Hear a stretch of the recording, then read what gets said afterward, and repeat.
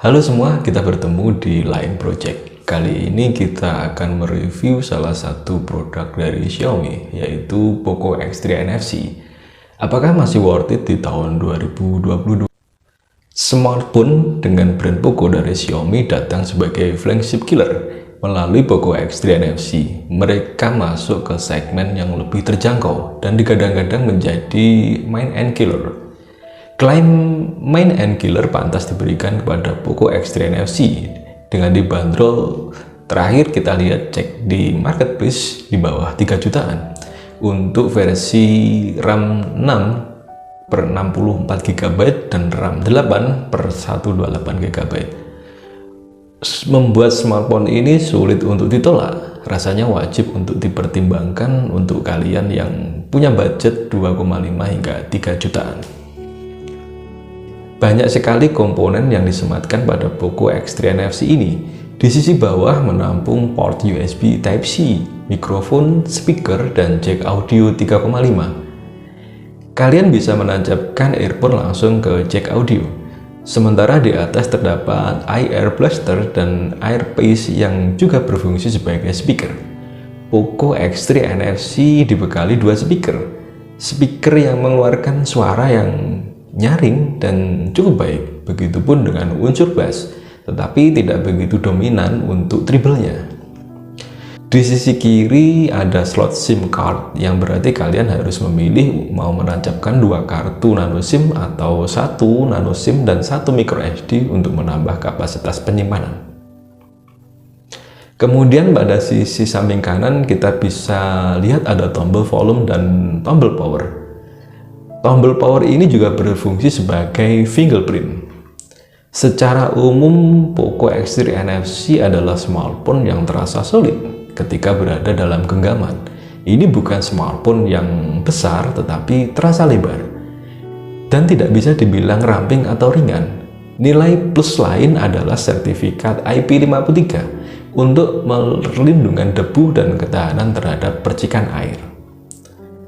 Tombol power sebagai fingerprint.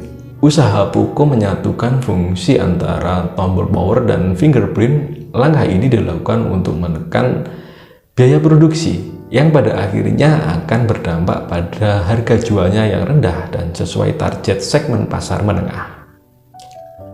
Sensor sidik jari ini selalu bekerja secara cepat dan akurat. Satu hal penting lainnya, ia mudah untuk dijangkau oleh ibu jari kita. Refresh rate 120 Hz. Layar Poco X3 NFC berukuran 6,67 in yang telah dilapisi oleh Corning Gorilla Glass 5. Resolusinya 1080 x 2400 pixel dengan aspek rasio 20/9 dengan kerapatan pixel 395 ppi, dilengkapi dukungan DRM Widevine L1. Artinya kita bisa melakukan streaming konten HDR10 dari platform video seperti Netflix hingga ke YouTube. Keterangan refresh rate 120 Hz adalah hal paling menarik dari Poco X3 NFC ini. Namun ada hal penting yang patut dicatat. Ketika kita mengaktifkan pilihan refresh rate 120 Hz, HP ini tidak mengunci refresh rate pada angka tersebut. Ini sangat bersifat dinamis, kadang beralih ke refresh rate 60 Hz, sekalipun sudah diset pada pilihan 120 Hz. Kondisi ini tergantung pada aktivitas yang kita lakukan. Jika smartphone menyala dan sedang tidak dipakai, dia akan masuk ke refresh rate 60 Hz. Tetapi ketika menjalankan aplikasi tertentu, dia juga bisa masuk ke 60 Hz. Refresh rate 120 Hz akan bertahan jika kita memainkan game kelas berat yang memang membutuhkan sentuhan dan navigasi yang aktual. Performa Snapdragon 732G. Dengan chipset Snapdragon 732G punya octa-core prosesor dengan rincian 2 inti Kryo 470 Cortex A76 yang memiliki clock speed 2,3 GHz dan 6 Kryo 470 Silver Cortex A55 yang bekerja pada 1,8 GHz. Poco X3 NFC punya performa yang baik di kelasnya. Dia dapat menjalankan berbagai aplikasi dengan mulus dan mampu mengoptimalkan tampilan XDR. Begitupun saat dibantu game yang secara umum dengan mudah dilahapnya. Masalah suhu panas saat dibawa kerja berat saat bermain game bisa diatasi dengan baik berkat sistem pendingin Liquid Cool 1.0 yang bekerja optimal untuk menjaga ponsel tetap dingin dan kinerjanya patut diacungi jempol.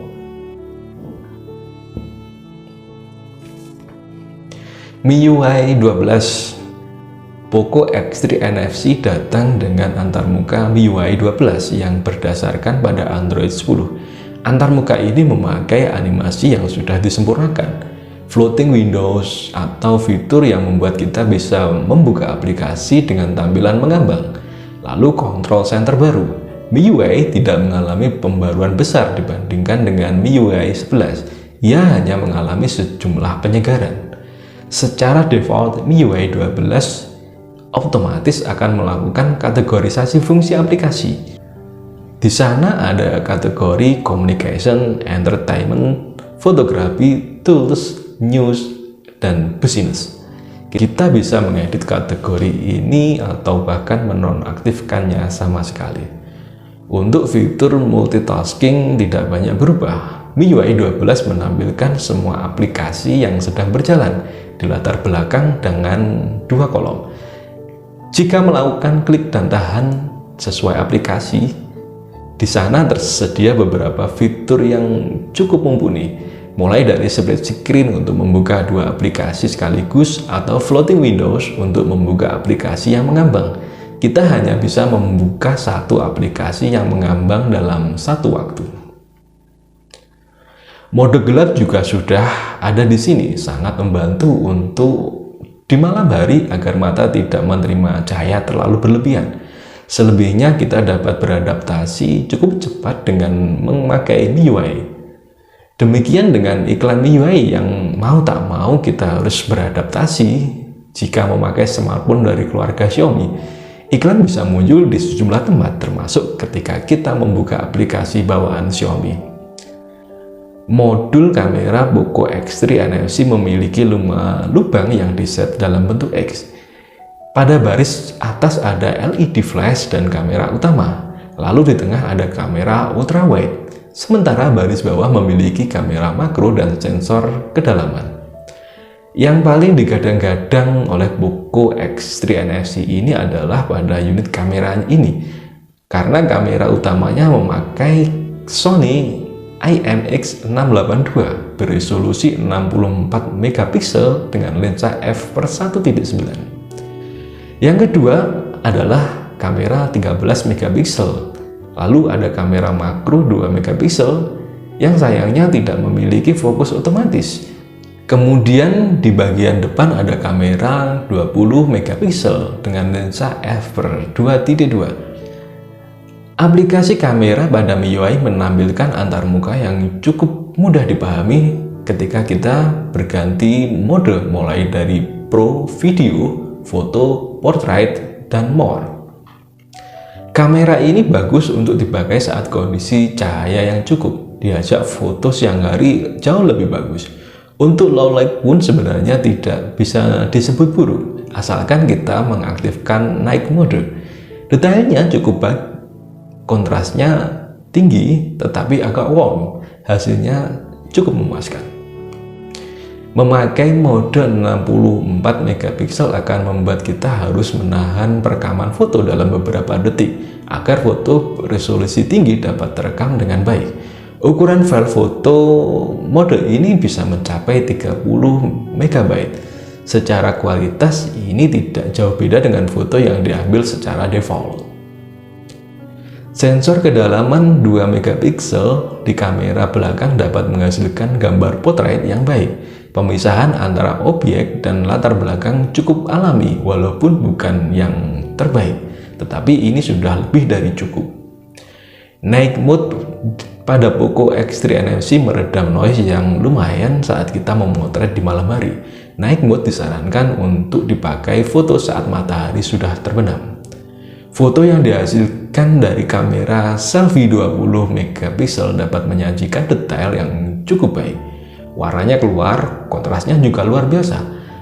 Turut ada fitur potret untuk foto selfie yang hasilnya cukup baik. Begitu juga dengan hasil videonya, sangat memuaskan menghasilkan video 4K yang baik untuk smartphone di kelasnya. Warnanya akurat, kontrasnya bagus. Video yang dihasilkan sungguh menyenangkan. Lagi-lagi jika dibandingkan dengan harganya, tetapi jika kita memakai video 4K ultrawide, detailnya tidak terlalu memuaskan.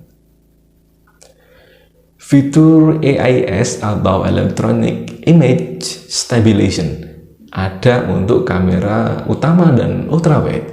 Dia bisa dipakai pada berbagai resolusi dan frame apapun. Fitur ini terbukti dapat meredam guncangan saat kita mengambil video dalam keadaan berjalan. Dari segi baterai, Poco X3 NFC ditenagai oleh baterai yang cukup besar, yaitu 5160 mAh, dan didukung pengisian fast charger 33 watt. Pengisian daya 0% sampai 30 menit membuat baterai terisi 55%. Kemudian pengisian 0 hingga 100% membutuhkan waktu 75 menit. Ini pengisian yang cukup cepat. Dalam sebuah pernyataan resmi, Poco mengatakan charger ini dapat mengisi daya Poco X3 NFC sebanyak 62% dalam waktu 30 menit dan 100% dalam waktu 65 menit. Oke, mungkin ini sedikit review tentang Poco X3 NFC. Apakah masih worth it di tahun 2022? Kita bertemu di video kita selanjutnya. Terima kasih, sampai jumpa.